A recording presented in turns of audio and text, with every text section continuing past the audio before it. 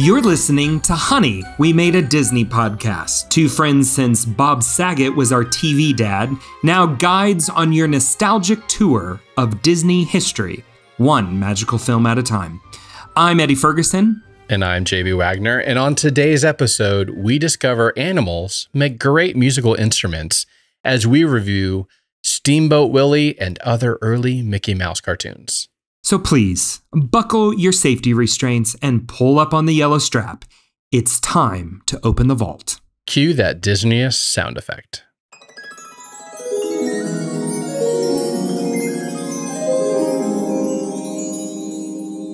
Okay, Eddie, Steamboat Willie, take us back in time. We are doing a brand new thing here. We're going to go back through the original Disney content, and where most people thought we were going to start with the movies, you said let's start before that. So take us back, Eddie. What's happening here? Why are we starting with the shorts? Well, as Walt would often say, or most famously said, I hope we never lose sight of one thing, that it all started with a mouse. That is what made Walt Disney Pictures, Walt Disney Animation Studios, really what everything else was built upon, right? Like, you don't have anything else unless you have Mickey Mouse. Mickey Mouse is not just a corporate icon or symbol. Like, we have to remember, no, he is the character that really launched this whole the whole company. But I also think like the whole lore of who Walt Disney is. It begins with Disney's first character that really he was known for. Many people don't know this, was actually Oswald the Lucky Rabbit. In recent years, it's a little more popular. Like, you can meet him at like Disney's California Adventure, at Disney's Hollywood Studios. They brought him back because they gained the rights just a few years ago to have him back. Crazy. Yes, they gained the rights back. Wow. It actually was shook out in a deal with Universal, because it was Universal who had gained the rights to Oswald. And so in a couple of, the different things they had been negotiating with Universal, that was one of the things that they had thrown in there, was like, hey, we want the rights to Oswald back. So Oswald was his first most famous character, created in 1927, and then it was taken from him by the studio. Unbeknownst to him, like, he had actually signed it off. So as the legend goes, and everybody's quick to admit, like, this is definitely legend. You don't know exactly how Mickey was created. All good stories. But the legend, all good stories, and characters. Right. As the legend goes, Walt Disney is at a meeting with the studio in New York City when he discovers they are taking not only Oswald the Lucky Rabbit from him, but like all of his animators. Like, he's pretty much left with his brother and Ub Iwerks. These are the only people pretty much that are left. And so he sends an infamous telegram from New York City back to Hollywood to say pretty much, hey, we've lost Mickey. I'm sorry, there I slipped. Hey, we've lost Oswald the Rabbit. Don't worry, I have a plan. Walt Disney, of course, doesn't have a plan, but he assumes by the time I make the cross-continental trek on a train, mind you, like, we're not hopping on planes at this time. He's got to take a train all the way across the country. Yeah. He assumes I will have something figured out by then. And on this train ride, as the legend goes, he creates the character of Mickey Mouse, or at the time, he called him Mortimer Mouse. And it was his wife, Lillian.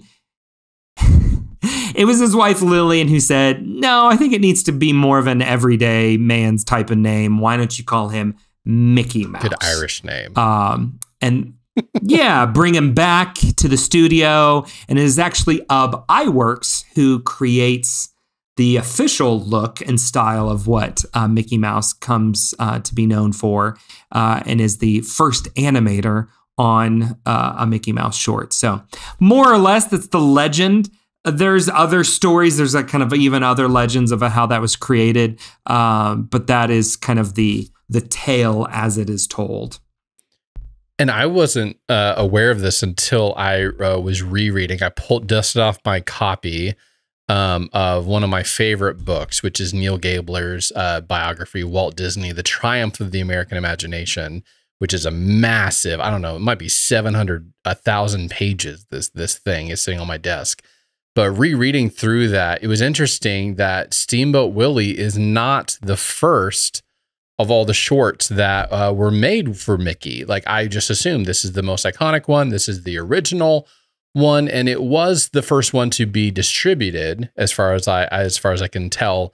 But it wasn't the first one made. This was like the third of about four. Actually, the third that he had made. He had the first initial one they had made was Plane Crazy, which is Mickey making this little plane to fly off. It's a ode to Lindbergh and the travels that he had just done at the time. Then you've got Gallopin' Gaucho as well. It's this other random one as well. And then you finally get Steamboat Willie. That's the third one, but that was the one they really had high hopes for. And Ed, you want to talk us what was so impactful about this one? Like, what was so different about this one that kind of why it became the great, like, iconic film that it was? Like, there was a technological thing that they were really going for on this one. Yeah, so with Plane Crazy and Galloping Gaucho, those are both silent cartoons, right? Like, Mickey's not talking. You may have some like music playing in the background, but when they are initially created, they are silent animation. This is still in the era of silent films, or we're transitioning to the talkies, as it were, right?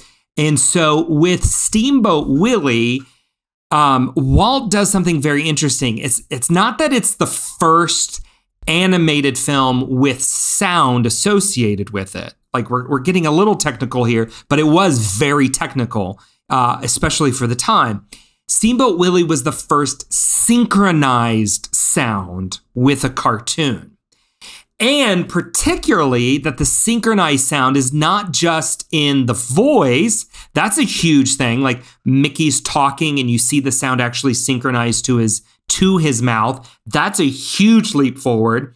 But what Steamboat Willie does that is really revolutionary, like nothing had ever been seen like this before, is that the music and the sound effects are also synchronized to the animation.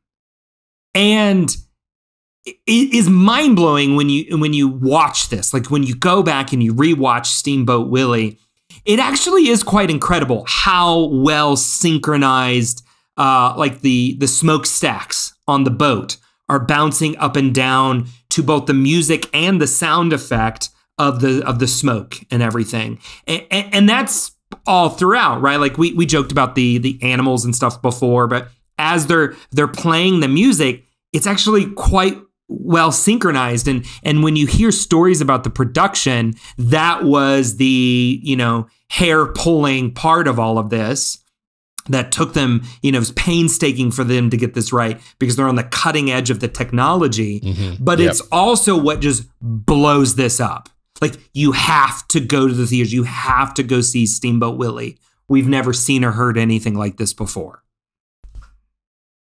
This is also the origin of another iconic Disney contraption or device through this, and the way that they actually were able to sync it. They were having a lot of issues and spending thousands and thousands of dollars to try to get this synced music to work and all the sound effects and stuff like that. Instead of having like a dude on a piano next to the movie theater, he'd be playing the music and then they'd be doing tambourines and other things to simulate all of that. Now it's synced, but it was really hard to get all that to work. It's the cutting edge, like Eddie said, like you said. But the way that they figured it out, how to crack this code and how to make it easy for the composer to orchestrate all of this was also the origin of the bouncing ball. He literally animated a bouncing ball in the recording studio for them to actually know how fast they need to run things, when they need to cue certain things. The little bouncing ball went from thing to thing. And now that's become an iconic and almost kind of a joke of a contraption. If you see that, of a sing along. But we've seen it now in on Disney Plus. We got the sing-along version of Encanto and of Frozen, and it lights up the lyrics. But that bouncing ball, that was basically a device that they needed to be able to actually make this thing possible, because they were up a creek. They couldn't figure it out, and they did that, and then it worked immediately. And so that's a funny story in of how it made it, but then it became this iconic piece from then on. Yeah, and I think we cannot overstate the cultural impact of Mickey, and of, you know, and of course, I mean, it begins here with Steamboat Willie, the first time that the public came to know him, right? You have no greater pop icon symbol. You get close to it with things like a Coca-Cola symbol, but there is nothing that is both an icon but also an identifiable character that has now just kind of grown since this point to kind of be something that no matter where you go in the world, quite literally, like that's not a figurative statement. That is a very literal statement. No matter where you go in the world, you will see symbols, interpretations of this character that starts at a black and white synchronized sound cartoon in the late 1920s. You know, you're at the end of the Roaring 20s, right before the Great Depression starts, and you get this everyman character that kind of pops on the scene that's also zany and kind of crazy and, you know, a little weird, you know, especially now you look back at some of the sequences in these and you go, wow, it's endearing. And you can see why Mickey in this early iteration and all of these earlier iterations really just is so silly and fun that everybody just kind of gravitates towards him, and he explodes to become just this huge, huge icon. It's even interesting to me to watch the early ones, the Plain Crazy, especially. That's the one that had a little bit of a higher resolution. The Gaucho one, I couldn't see very well because it's a pretty blurry, ripped version of it. But even the progression from that Mickey Mouse one, which they were just trying to get anything out the door so they could save their company, keep it going, and get this new character off the ground. But then even when you go to Steamboat Willie, just it's funny to see how different that character is from the one we are used to now, the overly polished, but a lot more detail than they had back then. Probably the most stark one is probably when Minnie is running beside the boat. It's probably like the lowest of like detail on the animation of just her running on the side trying to catch the boat. You can definitely tell when it's like him with all the pots and pans. They've given even all the little ladders and stuff its own little design and detail, but there's no like clouds in the sky, no nothing. It is very stark, and part of that is because they were rushing this thing out the door, rushing it as hard as they could. It's a handful of people too. Like you're not having this a few people, team of animators.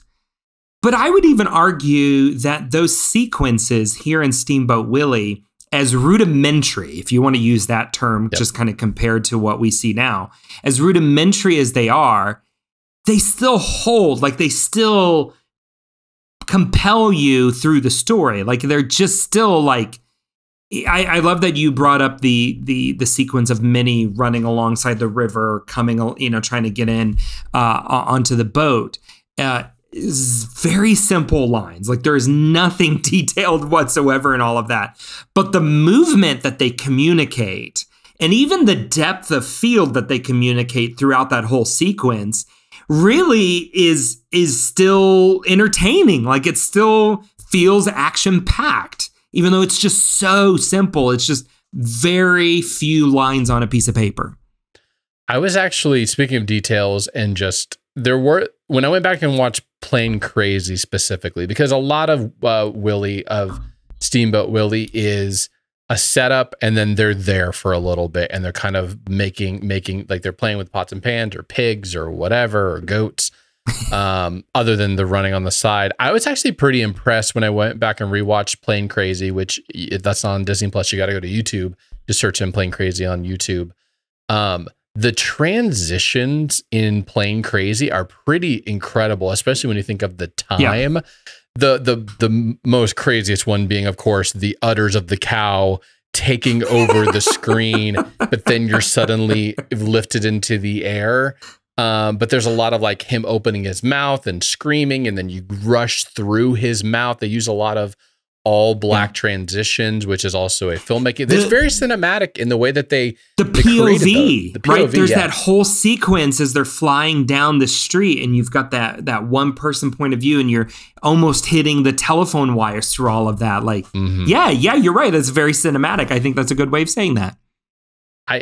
The POV came up several times. It was also in Gaucho. It was also in where you're all of a sudden like looks like you're looking through binoculars. And sometimes I think in Plane Crazy, it was to good effect because you look like you're looking through binoculars at a plane out in the distance. I think they have it in Gaucho, and it's just a dude playing a drum next to him, and it goes to the POV view, and I'm like, why are we here right now? Why do we need? Why do we need the circle? The circle, you can kind of describe it, but like the circle view, I don't think we really need that right now. The thing that's definitely the biggest stark contrast, and it came up even inside of, if you guys go watch on Disney Plus, Mickey, the Story of a Mouse, is just how unpolished he is, and how kind of he like makes fun of Minnie, and he like pokes fun at her, and then he's trying to get a kiss from her, and she doesn't want to give it. So then he flies his planes in circles to get her to get more scared to want to give him almost like threatening her to some degree. It's kind of awkward, but overall, there's a junior high. He's a junior higher is what he is. Like, these are, as I'm watching this, I'm like, these are things like junior high boys do to try and get girls to like them. Like it doesn't really, make a lot of sense in all of it.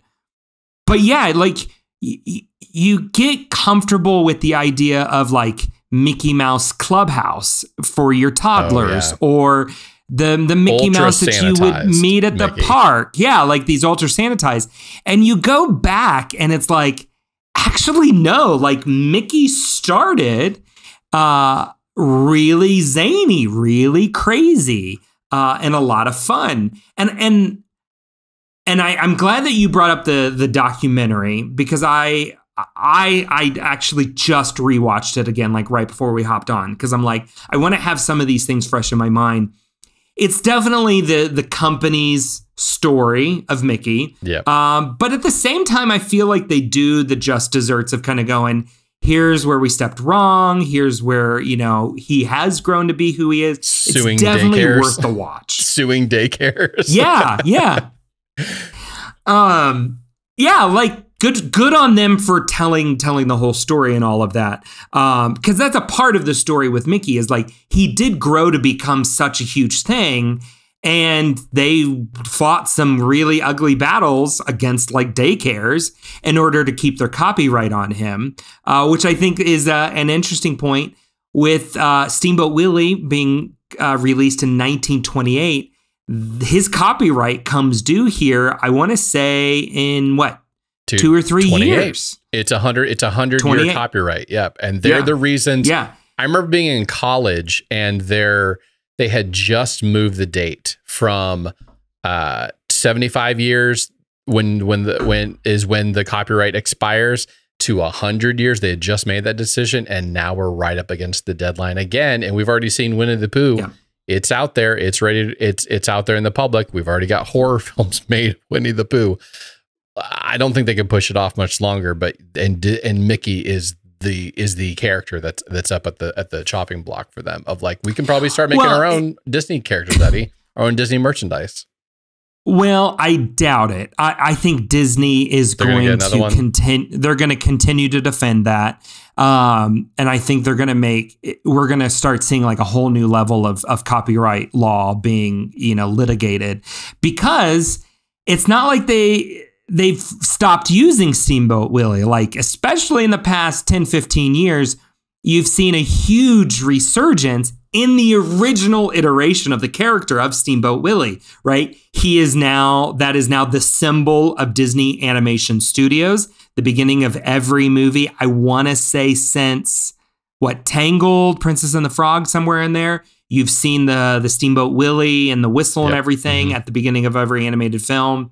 He's being featured in different things. He's featured in a couple of shows in the parks now, like Steamboat Willie is featured. In toys, I actually have right here on my desk. Look at that. I keep a toy. For those of you watching on YouTube, I've got a Steamboat Willie, like right here on my desk, that came in like a collection of all the different Mickeys right there with the Sorcerer's Apprentice Mickey. And the Mickey on your shirt right now, your swag right now. And I'm Mickey on my shirt. Like, I'm showing I've got some love for the mouse here. It'll be interesting what they litigate with all that. I don't think Disney will just let Mickey go, or Steamboat Willie Mickey go quietly into the lack of copyright there. One of the questions I had when I was watching this was, who is Willie? Like, who it's obviously not the captain of the boat, because that is Pete, which he was introduced in the Galloping Gaucho. That's his first introduction to this series. But he's right up there. He's in the second film that they made with him, and then he obviously goes on throughout the entirety of Mickey's journey. But that was one of my first questions rewatching this, was like, okay, what's interesting about this? I've seen this how many times, like, over just even in the introductions. But Willie, who is Willie? Why Steamboat Willie? And didn't have to take long to find it out, doing some research. And there's two major songs in this movie, one of which is Turkey in the Straw, which is throughout a lot of it, especially with the goat, the da da da da da da da da da, that whole song. But the song that he's actually singing the song is called Steamboat Bill. That's the name of the actual song that Mickey is singing that is so iconic. And so they just named the boat Steamboat Willie, named that it, and that's been that's kind of how we got there. I had never really known. I just always heard it called Steamboat Willie and had no idea where that came from. So that was something I learned going back through this journey and rewatching this. So I did not know that. You just taught me something new. Booyah. I got to stump Eddie at least once an episode. He stumps me about 13 other times. So no.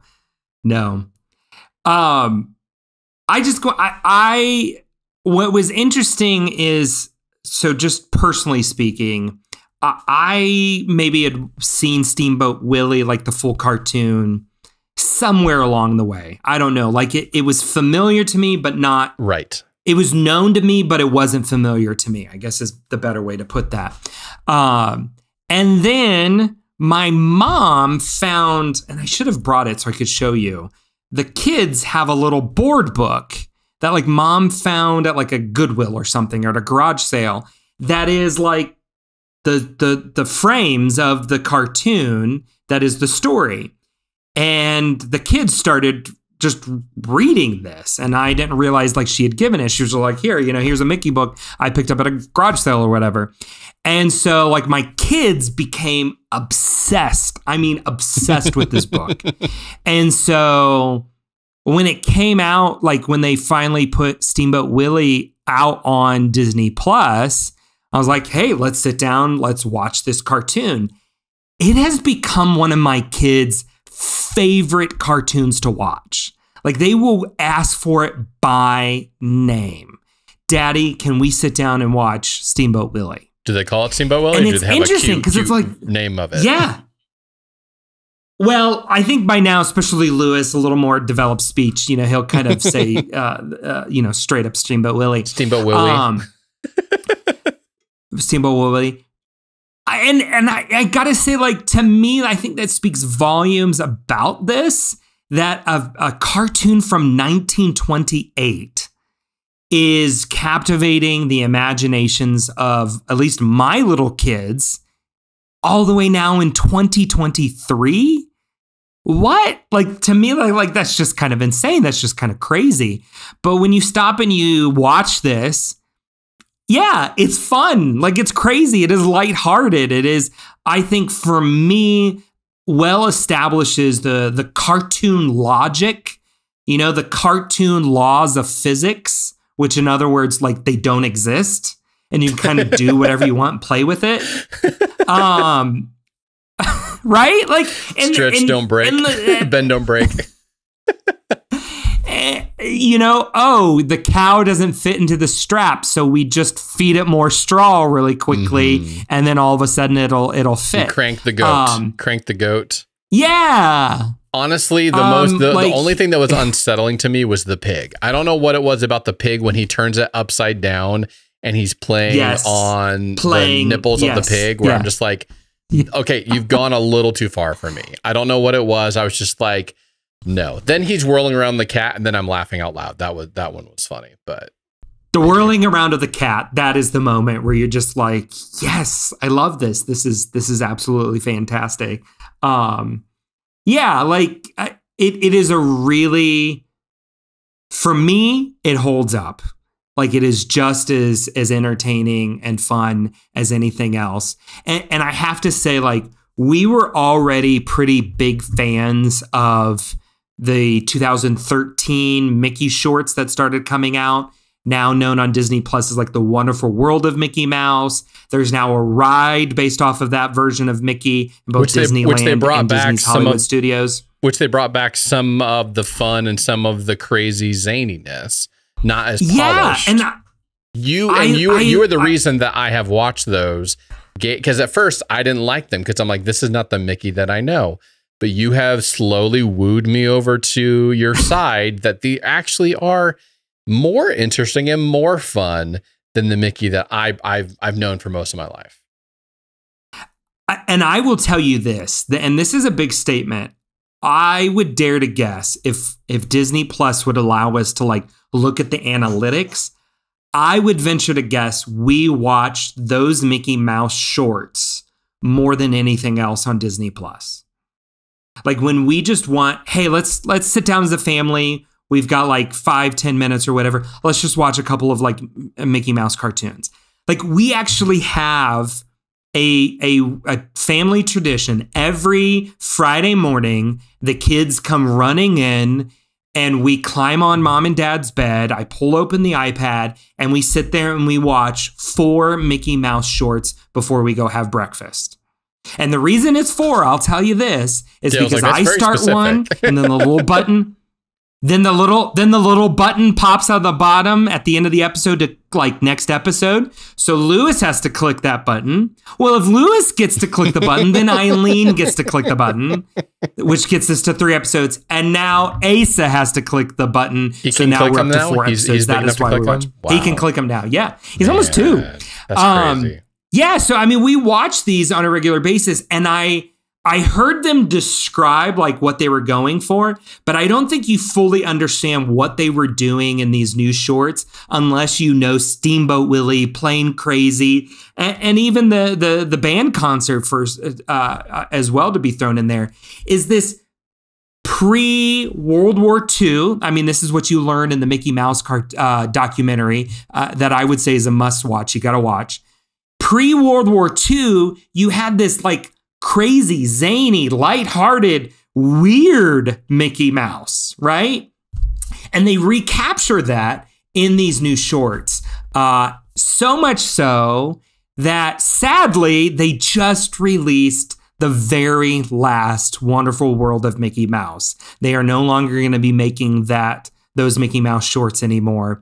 The very last one just came out a couple of weeks ago, like 2 weeks ago. And it is called The Wonderful World of Mickey Mouse Steamboat Silly. Oh, so this is brand new. I had never seen it before until you told me to watch it. Steamboat Silly is brand new.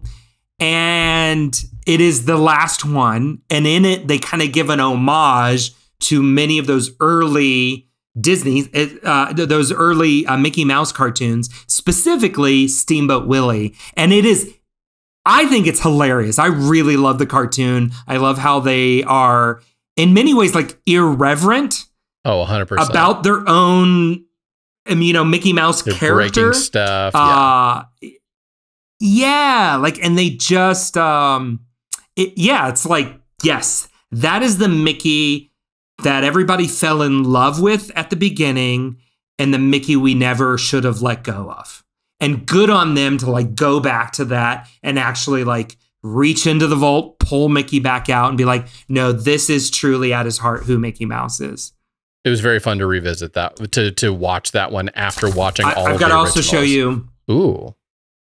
I've got my kids' drawing pages here. Oh, it's beautiful. And they're literal. It's from the Mickey Mouse shorts. That's how much like we are obsessed with these shorts. And if you would like to see Eddie's kids' magical drawings, you can watch us on YouTube. This is a great plug for the fact that all of our videos are on YouTube, so you can go watch and see all of Eddie's beautiful drawings. Yes, that one was a fun one. I'm glad that I was feeling sad that I'd never seen that before and I'd been holding back for some reason, but it's brand new, so I don't feel as bad. It's brand new. So it's like only 2 or 3 weeks old. So not to spoil the party or anything like that, I want to just say for a second, when you say the story of Steamboat Willie, I would say that story is a very loose term. Yes, it is a story in the sense of there's a beginning, a middle, and an end. It's situational comedy. It's gags. It's a bunch of gags, physical comedy, just one to another, to another, to another. And it ends abruptly. Like because I hadn't really I'd seen it in the background. I never just sat down and just watched it and analyzed it beginning to end. And he gets thrown in the cupboard or in wherever to then start peeling potatoes. The bird comes in, the parrot comes in, he throws potatoes at it, and then it's like drowning and he's laughing on it while it's like drowning. And then it's just done. There is no we don't know if he gets back with Minnie. We don't know anything. It just is done. And that's where I go back to this story itself they say it was written in a single day. And then they got the animation done very, very quickly and rushed it because they spent most of their money and majority of time on the music, technology, the audio and stuff. And that's how it skyrocketed in fame. So I'm not negating that. I'm just saying, if we're going to look at it as like a story of something telling us a compelling story, someone wants something, they get to it, they get it or they don't, like they have a character arc in it, there is none of that. That will then be in our next episode, I'm sure, with Snow White potentially. I'm guessing. I haven't watched it in forever, so we're going to revisit it again. But I just want to call out, the word story is a very loose term in a lot of these. I think you got to remember, what these were created for. These were created to kind of go before other films in the theaters, or they were just kind of strung together. Like kids could go pay their nickel and sit in the theater and watch a couple of all of these. And this is very much true for most of those early cartoons and in Walt Disney Studios cartoons, because you have like Silly Symphonies. This is another one that's, Disney is known for. And they're kind of early Fantasia, really. There's not a story to it. It's just kind of crazy, zany, silly things that are going on. And it's funny. It's, but yes, you're right. Like nobody is sitting down and feeling a strong story in all of this. But what I would argue is that even in here, you see the beginnings of a strong character. I would agree with that. Right? Like you see the fundamentals of this is who this character is. And even more so, I think it's interesting in these early ones, these 3 that we're referencing here. You see Mickey, Minnie, Pete.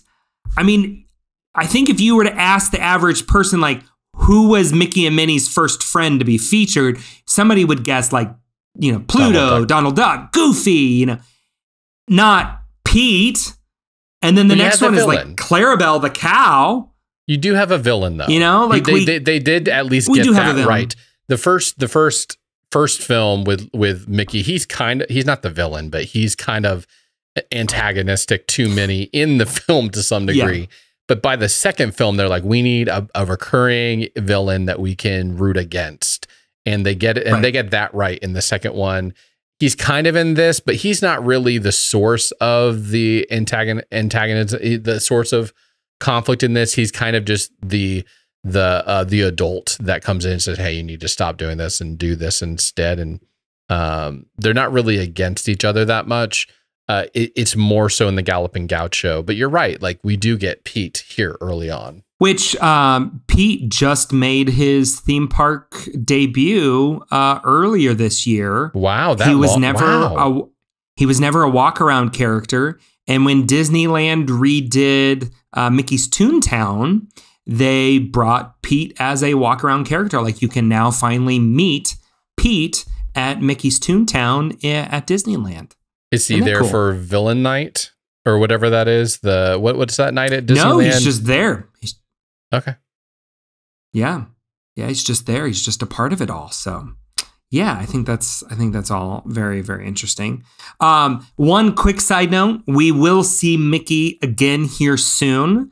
There is a new short coming out. It's not a part of the Mickey shorts I was talking about before, but you know how every animated film has a short before it when it comes to theaters? The new film, Wish, coming out in November, which kind of marks the 100-year anniversary of the company, is going to have a short at the beginning of it called Once Upon a Studio, which is kind of a homage to all the great characters of Disney, going back to Mickey Mouse. There's also the Genie with never before heard audio from Robin Williams that they used from the recording studio. And even Josh Gad is in it as Olaf. So this short apparently is going to kind of give us a full look at Disney Animation Studios, called Once Upon a Studio, coming out before Wish here in November. So we will continue to see lots of Mickey in different shorts and stuff in animation. Okay, Eddie, we are introducing a brand new rating system. Eddie was very particular. He did not want us to be comparing the movies we just got finished reviewing, 1988 to 2005, our childhood films. He wanted a different one, so we went to the drawing board and created a brand new rating system. Still 1 to 5. Don't know that we're going to be doing any gummy worms in this. And no halves. There's no halves in this one. Oh, that's going to make it more difficult. Ooh, I didn't know about that. I don't know if I did. I agree to this? I don't know if I agreed to this. So 1 to 5, 5, really the great stuff. That is essential. We're calling that essential. 4 is classic.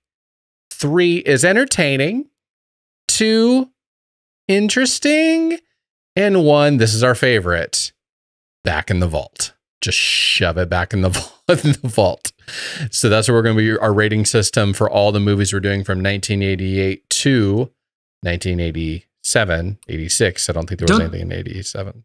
I feel like these need sound effects with them. Like as soon as you said back in the vault, I just hear this clanking sound. Clanking door. I'll work on that. Maybe we'll have that by the time this actually airs. And yeah, like each one kind of has its own, or when we rate it, like a nice little sound effect is played with all of that. So probably like a round of applause for essential, maybe. Classic is like a ding or something. Entertaining is zany. Interesting is like a wah, wah.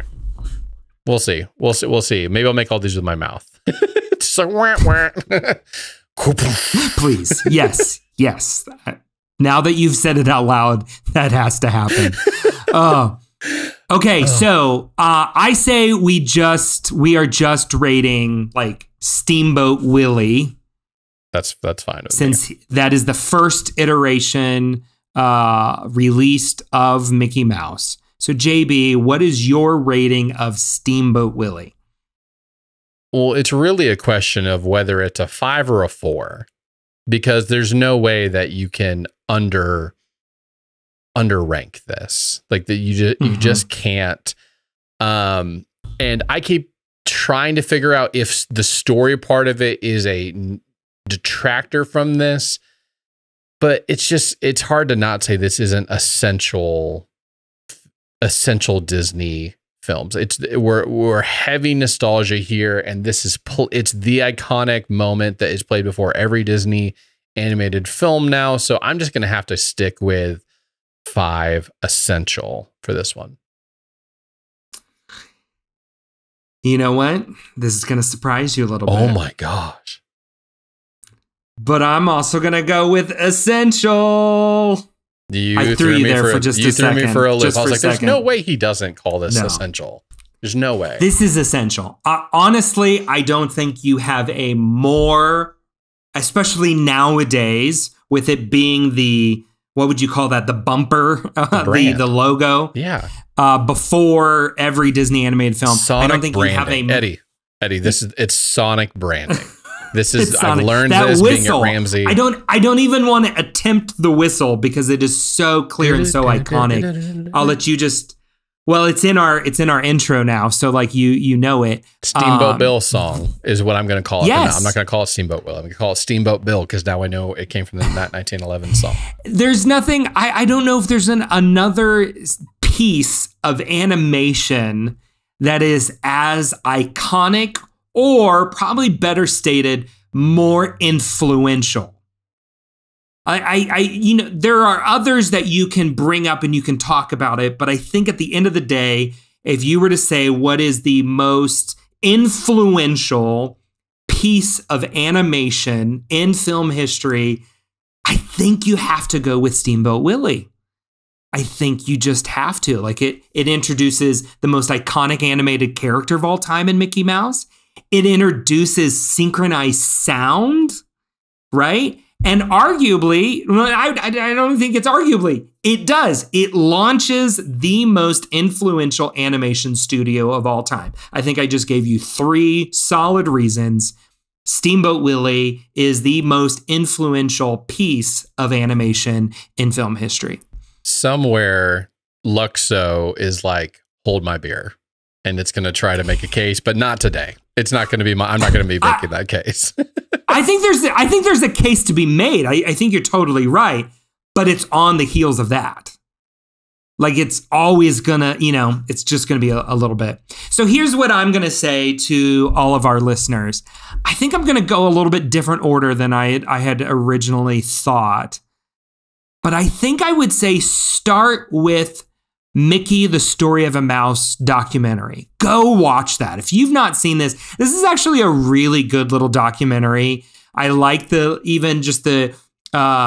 little side story of them animating the Mickey in a Minute cartoon.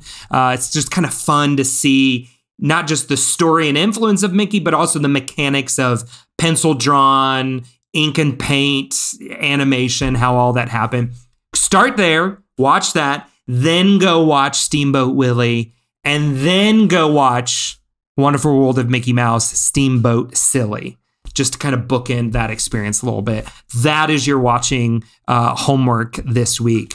Watch those 3 things. It's not going to take up that much time. That's under 2 hours to watch all of that. Well, now you've got some homework, dear listener, and now we filled you up with some great Disney nostalgia.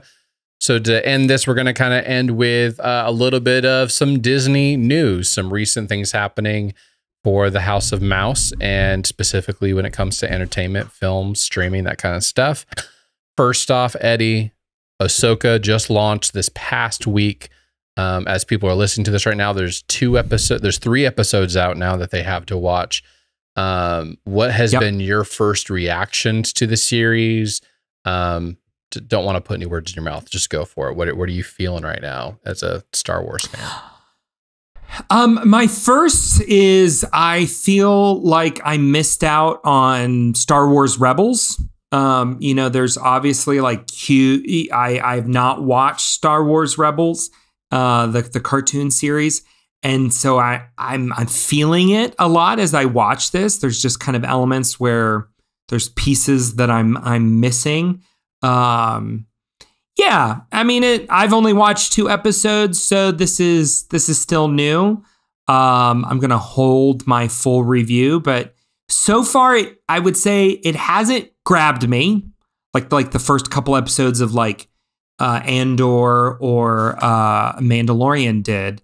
But it does kind of make me want to go like, oh, I think I missed something with Star Wars Rebels. I may need to go back and watch that. I'm very glad that I watched the everything you need to know in 16 minutes about as many of these characters as I could find. That definitely helped a ton before going back and watching it. I would say that the first, I don't even know how to put it on a time frame. The first, like, let's just say 15 minutes of that first episode, I was like, this is the most on point tone, energy, set design, feel, music, everything felt like it was at 100 of like 100 out of 100, all playing all the right notes. Then we got a major character introduced that has kind of annoyed me ever since. And it's getting a little, I don't even know. I don't want to spoil it for people, but it definitely took a turn for me. I don't want to give away a lot. I don't want to say a ton, but right now I am not feeling very excited about it. Honestly, I feel like a roller coaster happened where I was at cloud 9 for a good long while, and then it went somewhere else. And I think that they are relying on people's fondness for the Rebel series, partially because Dave Filoni is heading this story. So yeah. I'm getting slightly worried. I'm trying to keep an open mind, but I'm getting a little worried about what's happening so far, and hoping really a lot for tomorrow, for more, the next episode to reveal some more or something. I have to confess, I watched the first episode and then didn't watch the second one until several days later. Wow. Like it didn't pull me to the next one. Didn't pull you to the next one. It's not going well, guys, but I have high hopes. I'm still like, I think you hit on it. They've set the stage for a lot. There's some really fun. I like the villain characters. I think they're interesting. So I think, there's hope for it. I'm excited for it. What else do we have in news? So we only have minimal news on the WGA battle that's been going on. They're still on strike. It's still going, but the studios brought forth their proposal and then leaked it to the media immediately after it wasn't immediately ratified by the WGA. I don't know why they thought that. And there's been a lot of news about how they are disappointed that the WGA, the Writers Guild, didn't ratify it, that they are keeping this strike going. And of course, our friend Iger is right at the front of all of this and getting the heat, a lot of the heat. But what is so funny is that they are now getting a crisis PR firm involved, the same ones that were involved to help the pizza company during Pizzagate several years ago that happened. They are now right at the front of all of this, having to, because they've realized they have played their cards horribly wrong and nobody is on their side. And that is the Producers Guild, right? Like they're the ones that have hired this. No. Or Disney. It's all of those studios. It's Disney and it's Netflix. That's what I mean. Like the Studios Guild or whatever. The Studios Guild. Yeah, not pretty. Yeah. Whoa. In some positive Disney news, a new TV spot dropped for Wish, the upcoming animated film. Previously, we had kind of like speculated maybe Wish isn't going to be released in November. I think I'm going to change my tune now that I've seen this TV spot. I think they're going to, not just because the new TV spot, but also this movie was made specifically to kind of be a celebration of Disney animation over the past, 100 years. Yeah. There's obvious references in this movie to like all of Disney canon. So I don't think they can miss this opportunity. Like they're releasing this within a month of the company's 100-year anniversary.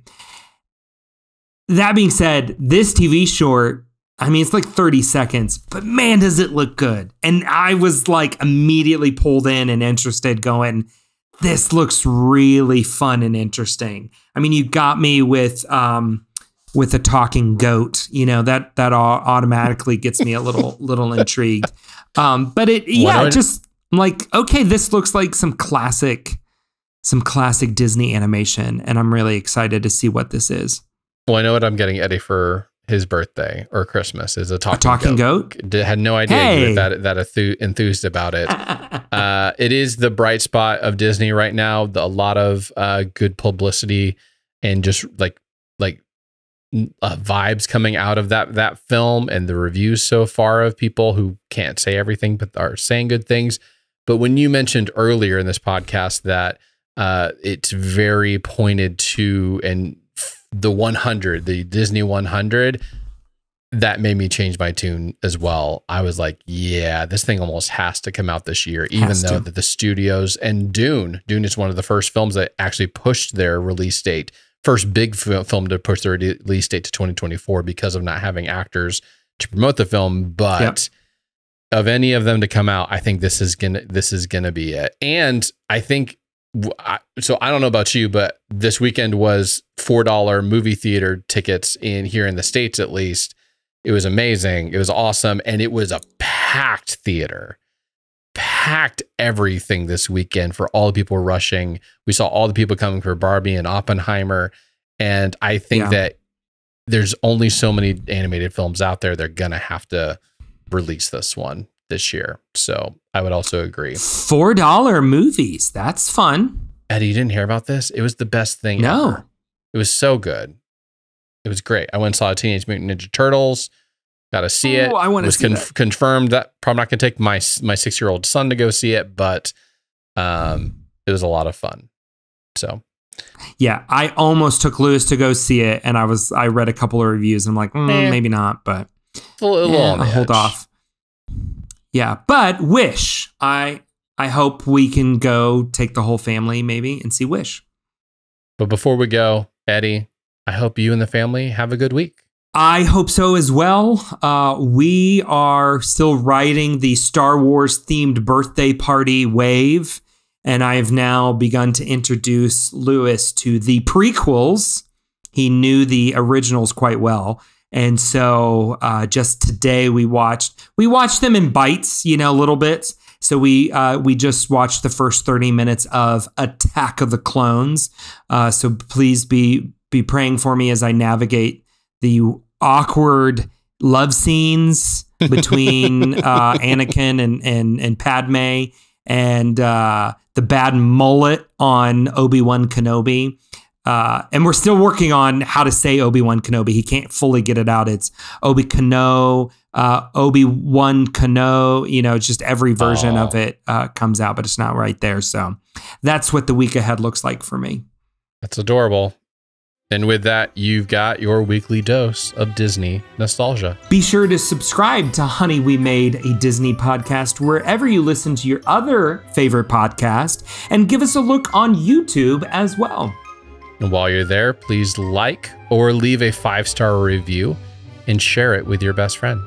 You can also check us out at honeywemade.com, where you can see all our nostalgic reviews of Disney movies. Tune in next week as we review Snow White and the Seven Dwarfs. Thank you for listening, and remember, all aboard the nostalgia train.